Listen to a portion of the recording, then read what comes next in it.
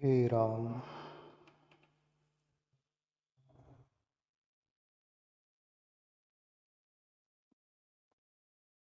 हाँ प्यारे मित्रों,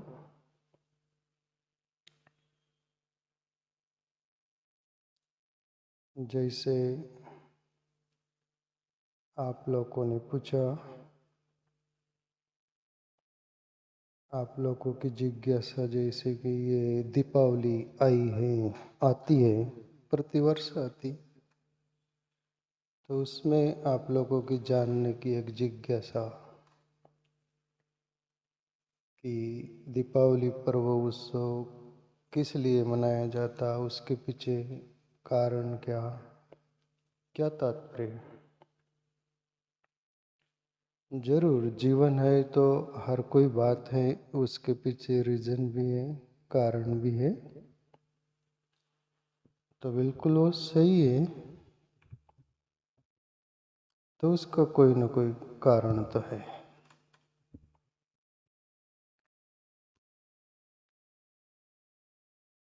प्रभु श्री राम के जीवन से प्रारंभ बचपन से तो आखिरी उनका जीवन 125 वर्ष जिए, सरयू नदी में उनका शरीर समाया, वहाँ तक का कुछ थोड़ा पर लेने का प्रयास करेंगे। वैसे ही अपना जीवन भी बचपन, जवानी, बुढ़ापा होकर द एंड समापन हो जाता है। कुछ थोड़ा थोड़ा जो भी कुछ है संदर्भ में।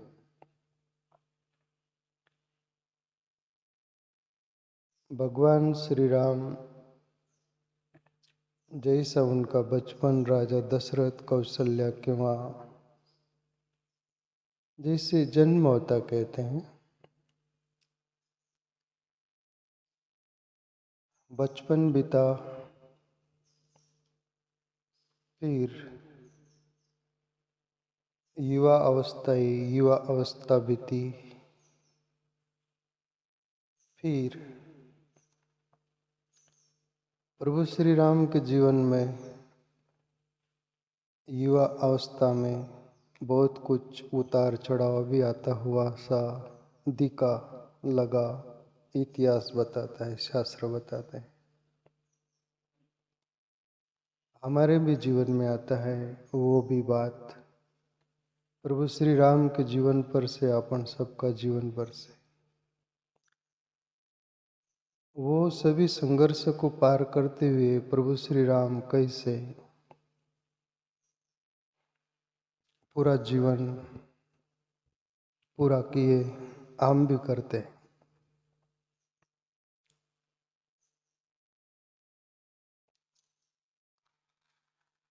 बचपन आता है जीवन में, बचपन से जवानी तक, उसमें दो एनर्जी, वो अंदर की चेतना का प्रवाह रहता है शिखर की ओर चढ़ते हुए। प्रभु श्री राम दशरथ कौशल्या के वहाँ जन्म लेते, फिर 5 वर्ष तक वो सब चलता है दुलार। फिर 5 वर्ष के बाद गुरुकुल में प्रभु श्री राम को वशिष्ठ मुनि के आश्रम में राजा दशरथ रख के आते जैसे विद्या के लिए। और फिर वशिष्ठ मुनि साधारण जीवन जीने से लेकर ब्रह्म विद्या तक की यात्रा के बारे में, जीवन के बारे में सभी मार्गदर्शन करते प्रभु श्री राम को। मैं योग वशिष्ठ रामायण में भी प्रभु श्री राम का जीवन पढ़ा हूँ। वशिष्ठ मुनि के आश्रम में, गुरुकुल में गए, वहाँ क्या क्या होता है। वशिष्ठ मुनि प्रभु श्री राम आदि राजकुमारों को वो विद्या सिखाते हैं साधारण जगत में जीने के लिए भी। यहाँ तक वर्णन आया योग वशिष्ठ रामायण में कि प्रभु श्री राम को ये टिकाव चलाना भी सिखाया गया। जैसे आप लोग खेती करते, कुछ काम करते, छोटी विद्या सब सिखाई गई। जो तुम्हारे अपने जीवन में सभी कुछ उतार चढ़ाव आता है और सभी से अपने को गुजरना पड़ता है, वो वशिष्ठ मुनि प्रभु राम से सिखाते हैं और बोलते हैं, हे राम, जिंदगी में हर कोई परिस्थिति आ जाए तो उसको मनुष्य जी सके, वहाँ से गुजर सके, इसलिए ये भी जीवन जीने के लिए ये भी एक विद्या जरूरी है। गुरुकुल क्या होता है, हमें सब जो कुछ सिखाता है, तो साधारण जगत में जीने से लेकर तो ब्रह्म विद्या तक का।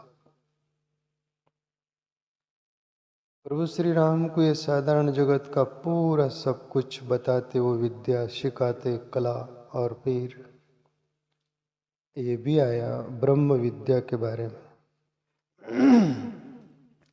प्रभु श्री राम को वशिष्ठ मुनि अपनी योग शक्ति,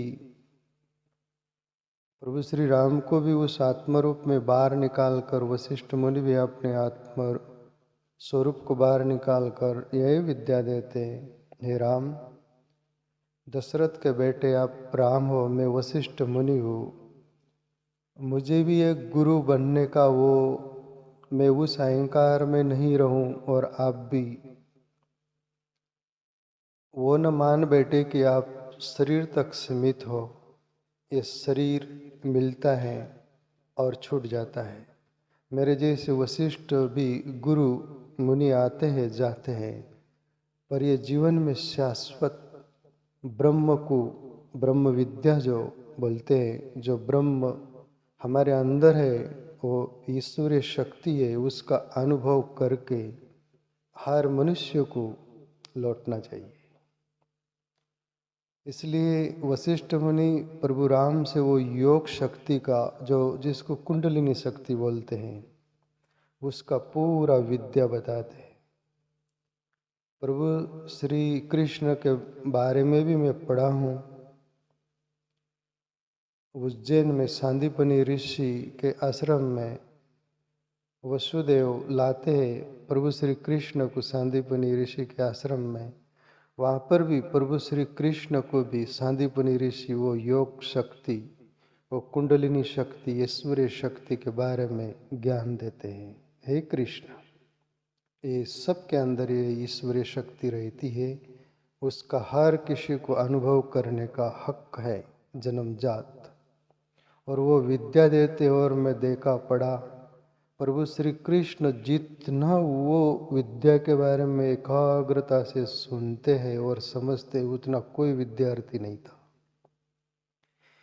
इसलिए सांदीपनि ऋषि के नज़र में प्रभु श्री कृष्ण है, उनको इंगित करके बोलते हैं, और इधर वशिष्ठ मुनि के केंद्र में प्रभु श्री राम है, उनको केंद्र में रख के बोलते हैं। तो प्रभु श्री राम की विद्या गुरुकुल में पूरा साधारण जगत की विद्या से लेकर ब्रह्म विद्या तक की यात्रा होती है 25 साल तक। प्रभु श्री कृष्ण का भी वही आता है इतिहास।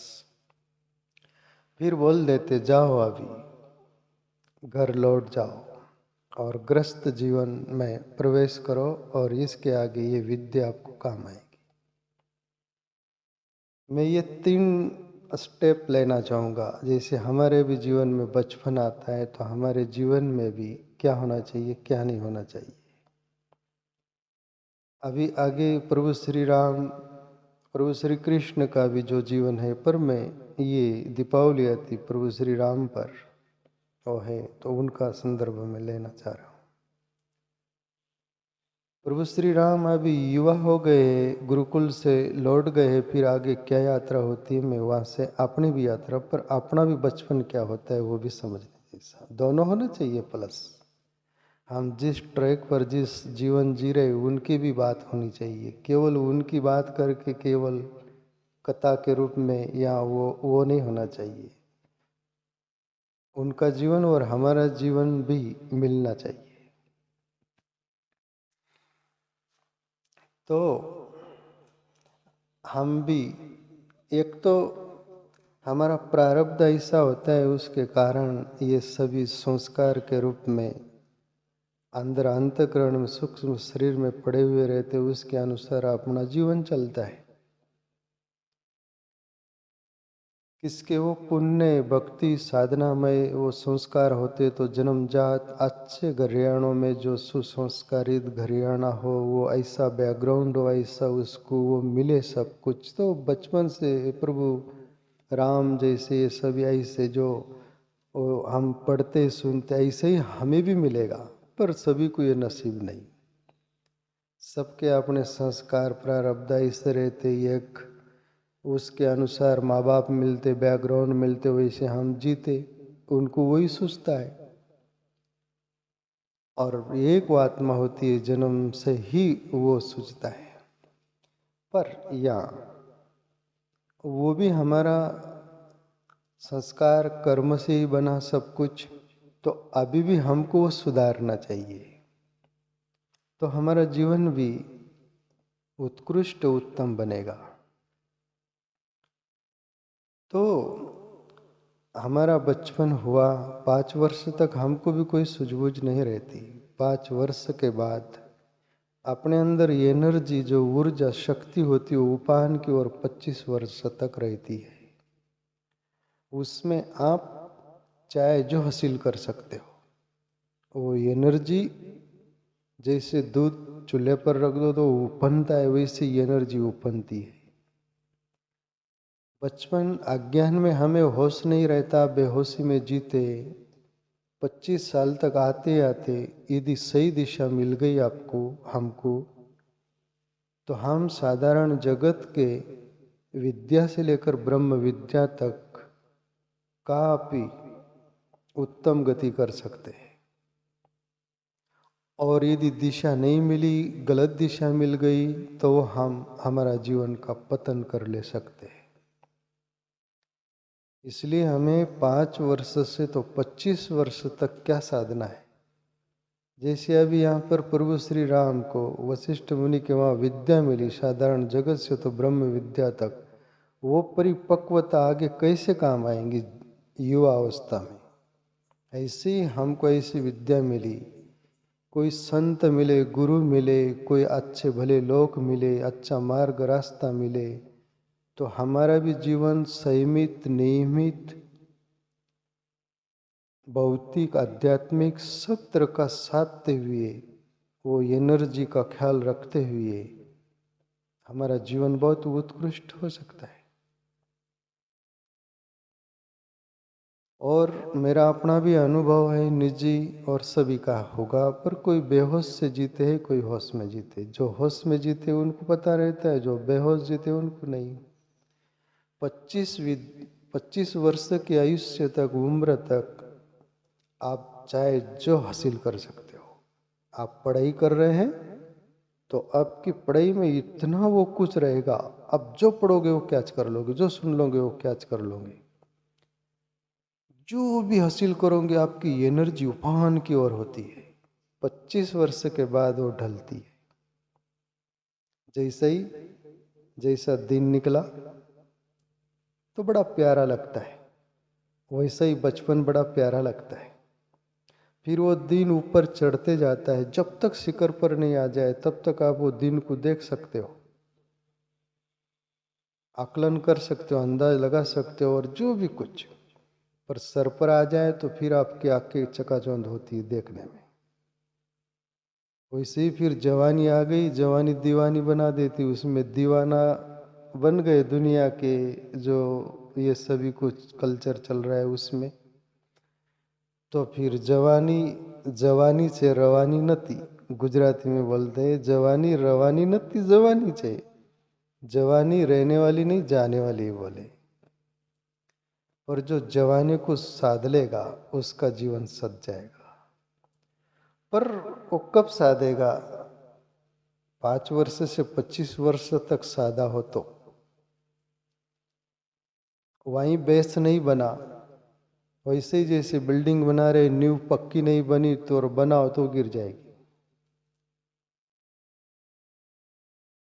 तो इम्पोर्टेंट, महत्वपूर्ण, 5 वर्ष से 25 वर्ष तक हमारा जीवन बहुत मायना रखता है। और देखो, अभी ये प्रकृति का भी देख लो, मानसून यानी बारिश का समय आता है, तब ये सभी घास फूस, बारीक बारीक जीव जंतु सब आप प्रकट रहते हैं।